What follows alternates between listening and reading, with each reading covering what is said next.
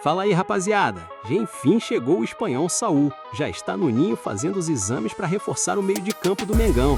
Agora é esperar para ver a sua estreia. Vejamos o que os comentaristas falaram do cara. Bora acompanhar. Começando pelo Saúl, né? Um jogador que teve uma bela carreira na Europa, né? Um jogador histórico do Atlético de Madrid, um dos jogadores que mais vestiram a camisa do Atlético. Estava emprestado ao Sevilla na última temporada. Jogou 24 jogos no Campeonato Espanhol do ano passado, né? Esse que terminou esse ano, né? E é 24 a 25. São 26 jogos no total na temporada pelo Atlético de Madrid. Com um gol e 6 assistências. Para quem não acompanha muito futebol internacional, ele é um meia mais... ele é mais um camisa 8, né? Ele não é um 10 como o Arrascaeta, por exemplo, e também não é um camisa 5. Ele é uma posição do Gerson ali, eu diria, né? Um canhoto, Jorginho, tem algumas... Eu acho que ele é um pouco à frente do Jorginho. Ele tem mais gols do que o Jorginho, ele tem uma chegada maior ao ataque. Agora, ele não é um camisa 10, aquele criador de jogadas, um pifador, né? Antigamente era um meia-direita, o camisa 8. Exatamente, eu acho que a melhor definição, pessoal, não sei se o Mansur vai concordar, ele é um camisa 8, que às vezes parte mais do lado direito do campo, às vezes mais como um meia central, mas acho que são as posições... Hoje é o meia-atacante. Acho que ele não é um meia-atacante, Grafa, ele é um meia... Ele não é o jogador, por exemplo, tão habituado. Toni Kroos, assim, né? Mais ou menos. O que eu posso dizer assim, o que mais... vamos lá. O que mais atrai, duas coisas atraem muito a comissão técnica do Flamengo nesse jogador.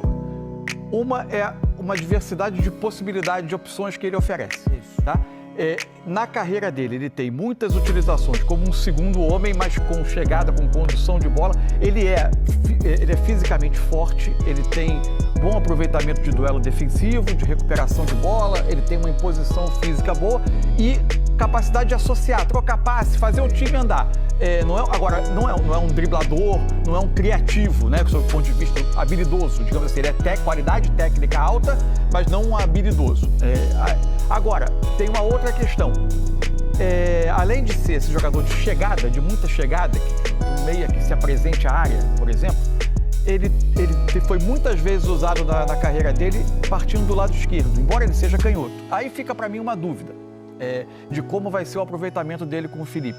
Ele foi muito mais... Quando ele foi meia pelo lado, meia partindo do lado, ele foi muito mais vezes utilizado da esquerda do que da direita, embora canhoto. A gente tem hoje, olhando o elenco do Flamengo, a gente vê o seguinte: provavelmente o Wesley está saindo, né?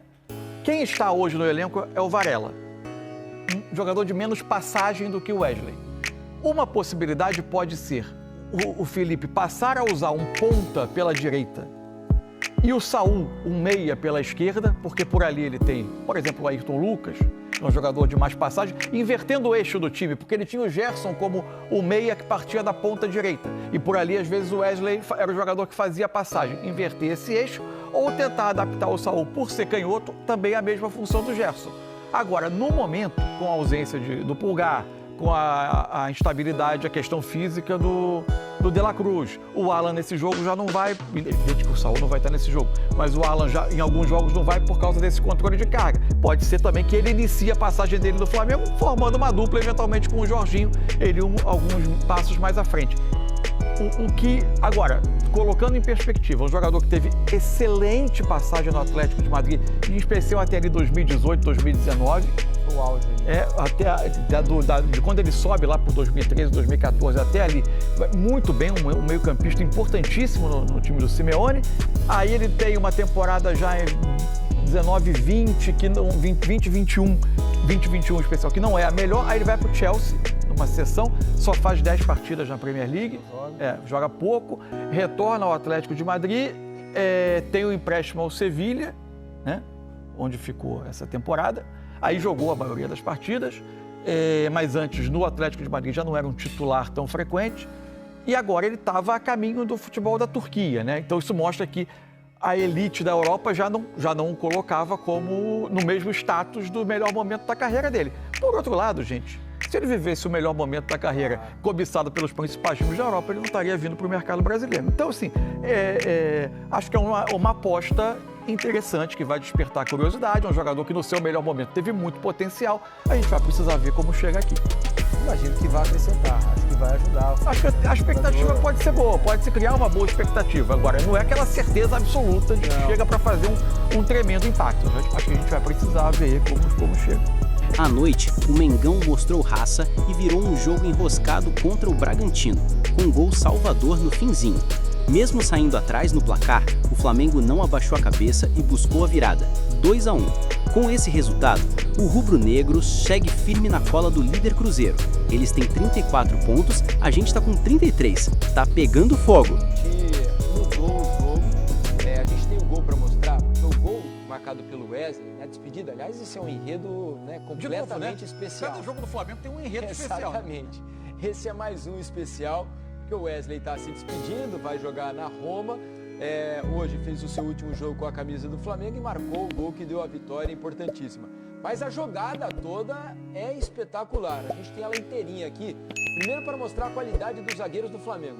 Olha, volta. Deixa eu pedir para voltar, porque não pegou o passe do Léo Pereira. Pegou. É que você estava falando enquanto... Então tá, vocês viram ali, o Léo Pereira dá 2 passes que não são fáceis, 2 passes difíceis. Aí o Vinha dá uma arrancada espetacular, a bola vai parar lá no Alacian, que dá o tapa pro... Olha, aí já foi o passe, né? Mas a jogada veio trabalhada lá de trás, mesmo... Aí a importância de você ter zagueiros e defensores que saibam jogar bola, né? Que saibam construir o jogo. Porque diante de times que fazem pressão, se você tem zagueiros que não conseguem jogar, você tá morto, né? E o Flamengo... por competência, tem jogadores que tratam bem a bola. Olha lá, olha o primeiro passe do Léo Pereira, né? Com a parte de fora do pé.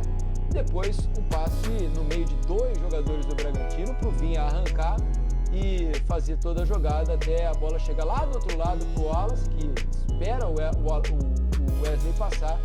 E o Wesley, mesmo escorregando, consegue bater cruzado, né? Qualidade total nesse lance. Isso é uma coisa que a gente vem falando aqui há um tempo. O Flamengo concentra jogadores assim, acima da média do futebol brasileiro, do meio campo para trás em grande quantidade, né? O Flamengo tem, além dos que estavam em campo, né? Da linha de zaga mais o Jorginho, o Flamengo tem Pulgar, o Flamengo eventualmente tem o De La Cruz, mas o Flamengo tem Danilo, o Flamengo tem Alexandro, enfim, é uma quantidade de talento muito grande ali. Essa visão de jogo do Vinha, após atravessar o campo e fazer essa girada de jogo, para mim fez ele, em alguns momentos, ser um jogador interpretado de uma maneira um pouco equivocada. Eu me lembro uma conversa quando ele chega ao Flamengo, acho que até o Tite ainda era o treinador do Flamengo, se falava que ele vinha muito ser uma alternativa ali ao Ayrton Lucas, que o Ayrton Lucas é um lateral de passagem e o Vinha era um lateral construtor. Desse que vem por dentro. Ele até é construtor, porque ele tem essa capacidade. O Palmeiras foi muito mas lateral de passagem, ele também tem a capacidade de passar. Isso às vezes ficou um pouco subvalorizado por essa capacidade dele de eventualmente vir por dentro e trabalhar também organizando, ajudando a construir jogadas. Ele é bastante completo, assim. A questão é ele, de fato, recuperar a capacidade de ter 90 minutos, de ter um pouco mais de sequência, e ele vai poder fazer mais partidas como essa entrada dele hoje. O Flamengo usou ele até no jogo do Sub-20 contra o Leverkusen, em parte desse jogo, para dar ritmo, né? Para ajudar ele a ir ganhando mais minutos de jogo, para ganhar ritmo. E outra coisa que a gente tem para mostrar, porque esse jogo é de 2 times muito bem treinados, né? E outra prova é o Bragantino, que marcou um gol numa jogada claramente ensaiada na saída de bola, resultou no gol espetacular. Tem um pequeno detalhe no gol, quando a gente for mostrar. A gente vai mostrar agora para vocês, Sacha, a gente vai rodar após dar a saída, ele se movimenta para frente como se ele fosse fazer um trabalho convencional de um atacante, quase que sinalizando que ele não vai intervir no lance. Olha lá, ele vai sair, como se agora ele volta. Isso, é o gato. É o gato, Ele busca o espaço que ele mesmo gerou com o movimento para frente. E aí ele retorna, e aí evidentemente o Lucas Barbosa já sabia onde a bola ia ser lançada, enfim. A defesa do Flamengo quebra ali a linha, né? Porque o Léo Pereira dá um passo à frente, o Lucas... Mas acho que até é meio que instintivo que, né, nessa saída de bola, o primeiro passe atrás, que a defesa deu uma caminhada para frente. E essa jogada provavelmente, né, a comissão técnica do Seabra deve ter se inspirado no Paris Saint-Germain. Porque tem um gol absolutamente idêntico do Paris Saint-Germain, do Mbappé, alguns anos atrás, num jogo contra o Lille. Se vocês procurarem nas redes sociais aí, vocês vão encontrar, porque essa imagem já está rolando por aí. O gol é absolutamente idêntico, é a mesma jogada, né, com o mesmo número de toques na bola, inclusive. e sai um gol do Paris Saint-Germain. E é um time muito bem treinado esse do Bragantino, né? E houve a falha ali, uma falta de leitura um pouco, acho que do Léo Pereira, que ele dá uma caminhada para frente, né? E permite que o Varela não fechou a diagonal, né? Mas é mérito total ali do Bragantino, né? E o golaço do Lucas Barbosa. Sim. Tem uma coisa que esse tipo de discussão, esse tipo de lance gera de debate, que eu acho que é uma coisa fascinante do futebol. Taticamente, assim, o jogo vai continuar evoluindo, a gente vai continuar tendo novidades do ponto de vista tático, da forma das equipes se organizarem, mas muita coisa foi inventada no futebol esse tempo, né? E eu acho que, de certa forma, lances que podem ganhar jogo, ainda mais num esporte que você basta um gol para ganhar um jogo, né? Se fala muito, né? Futebol é um jogo de contagem baixa. Às vezes você pode ter um jogo amarrado com um lance. O papel que vão ter a evolução do jogo nos detalhes, na bola parada, e a saída de bola começa a ser um elemento importante no jogo. Seja com o time que chuta a bola lá para perto da bandeira de escanteio porque quer pressionar. A Copa do Mundo de Clubes a gente viu muito. O PSG fazia. Você tendo uma jogada como essa ensaiada, porque os detalhes, esses lances que você consegue preparar, esses lances de bola parada mesmo, deixa de ser uma bola quase uma jogada de bola parada, mas é uma saída de bola. Esses detalhes eles podem ser cruciais no jogo. E ou você pode resolver uma partida. Sem dúvida. E o Wesley vai fazer falta. Só uma notícia para vocês aqui.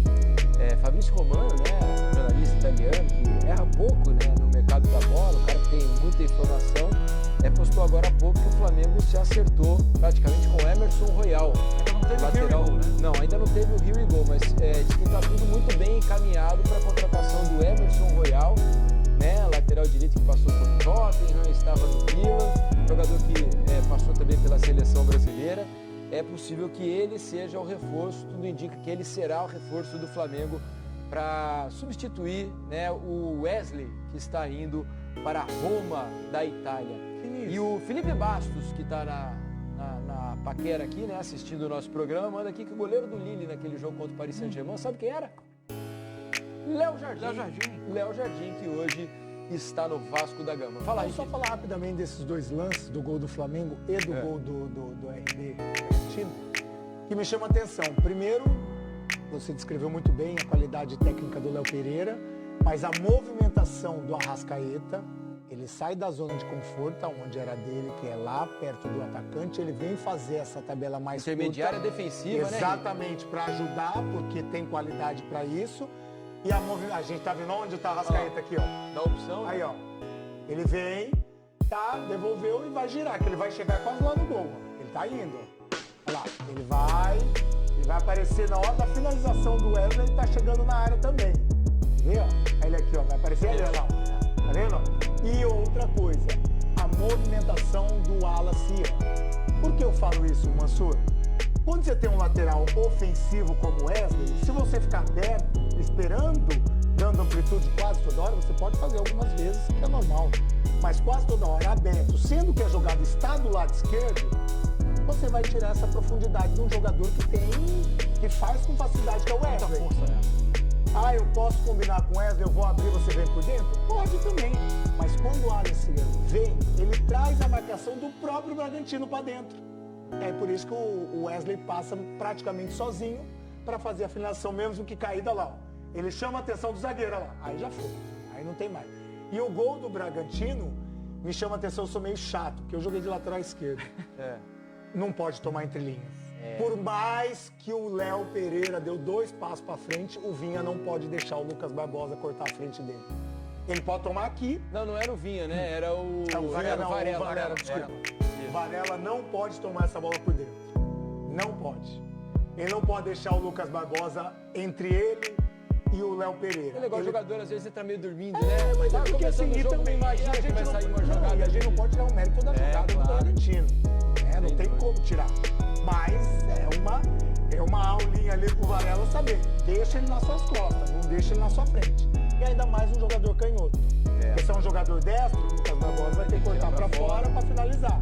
Agora um canhoto é tudo que ele quer. Agora, isso aí. Confirmando tudo que está sendo noticiado, assim, aparentemente, confirmando, muita curiosidade de ver o Wesley na Roma, mas com o Gasperini.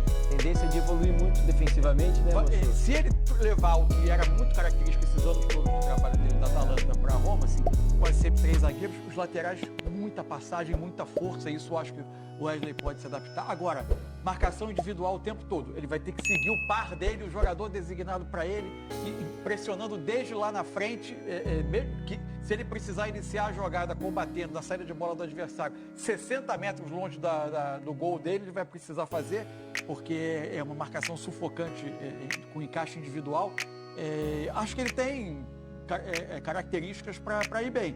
E defensivamente se imagina que ele tem uma margem de evolução. Acho que quando o ataque fica um pouco mais pausado, né, menos passagem, mais construção também ele tem. A tomada de decisão tem um espaço para evoluir, mas vai ser bastante interessante ver a evolução dele lá no futebol italiano. Ele tem a boa sorte, né, e sucesso lá no futebol italiano. E aí, torcedor? Aguardamos seus comentários, ok? Gratidão por acompanhar o trabalho até o final. Peço que se inscreva no canal, deixe o seu like e ative o sininho para não perder os próximos vídeos. Fui!